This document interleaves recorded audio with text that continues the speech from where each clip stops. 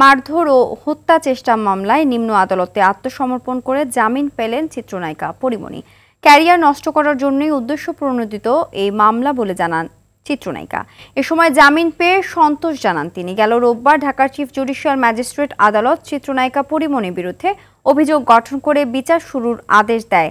একই সঙ্গে তার বিরুদ্ধে গ্রেফতারি পরোয়ানা জারি করা হয়। 2021 সালের 6 জুলাই বোট ক্লাবের সভাপতি ব্যবসায়ী নাসির উদ্দিন মাহমুদ বাদী হয়ে পরীমনি সহ 3 জনের বিরুদ্ধে করা মামলা পরিপ্রেক্ষিতে এ রায় দেয়।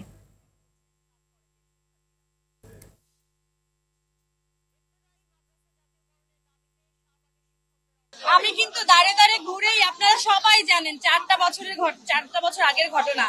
আমি দাঁড়ে দাঁড়ে ঘুরে শেষ পর্যন্ত আদালতকেই আসলে আমার মনে হয়েছে যে আমি এখান থেকে ন্যায় বিচার পাবো। আমি এখান থেকে আশাহত চাই না, আশাহত হতে চাই না। আমি সত্যি আশা হারাতে চাই না। আমার একদম বিশ্বাস নিয়ে থাকতে চাই যে শেষ পর্যন্ত সত্যের জয় হোক।